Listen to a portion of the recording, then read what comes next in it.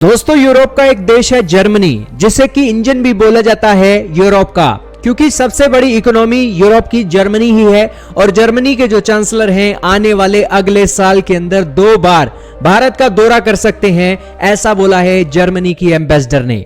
दोस्तों जर्मनी भारत के साथ किस तरीके से रिलेशन अच्छा कर रहा है और किस तरीके से 10 बिलियन यूरो की जो मदद है जर्मनी हमें देने वाला है 2030 तक, क्या है सारे का सारा मामला। बहुत इंपॉर्टेंट न्यूज है दोस्तों, बहुत कुछ जानने को मिलेगा। तो शुरू करते हैं आज की इस वीडियो को।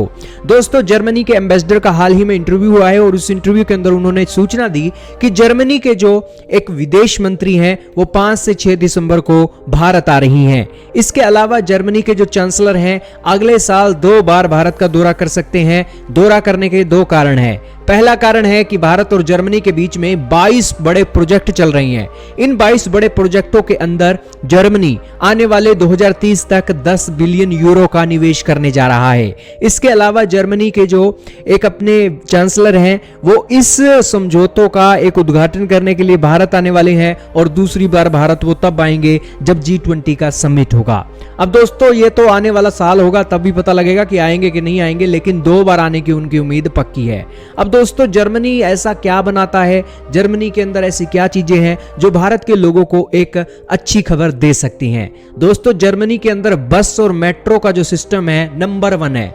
यूरोप के अंदर दोस्तों जो बसें और मेट्रो चलती हैं वो एक सोलर सिस्टम के अंदर चलती हैं और वो अपना एक पोल्यूशन नहीं फैलाना चाहते हैं और अपने एनवायरनमेंट को लेकर बहुत डेडिकेटेड हैं। और यही कारण है कि भारत के अंदर बस और इसी के साथ मेट्रो का जो स्टेशन है उसी के साथ उनकी टेक्नोलॉजी जर्मनी भारत को देना चाहता है। इसी के चलते ही 10 बिलियन यूरो के प्लान जर्मनी ने भारत के लिए अनाउंस किए हैं और इस 10 बिलियन यूरो में से 10% जो ग्रांट्स हैं उसके थ्रू पैसा आएगा और 90% लाइन ऑफ क्रेडिट के चलते जर्मनी हमें देने वाला है। और ये जो पैसा है क्लाइमेट चेंज के साथ साथ भारत के अलग अलग सेक्टरों में 22 बड़े प्रोजेक्टों के अंदर लगने वाला है।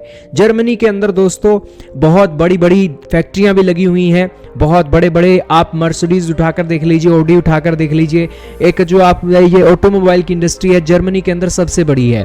और उस सिचुएशन में जर्मनी इस टेक्नोलॉजी पर काम कर रहा है कि पोल्यूशन कम से कम हो और इसीलिए जर्मनी और भारत मिलकर प्लान बना रहे हैं कि 100 मिलियन टन CO2 का जो एक उत्सर्जन है उसको वो कम करेंगे भारत के अंदर, क्योंकि वो रिन्यूएबल इलेक्ट्रिसिटी के ऊपर काम कर रही हैं और इस रिन्यूएबल इलेक्ट्रिसिटी से भारत के 4 करोड़ लोगों को बिजली मिलेगी। इसके अलावा जर्मनी के अंदर दोस्तों जो साइकिल का सिस्टम है वो बहुत एडवांस है।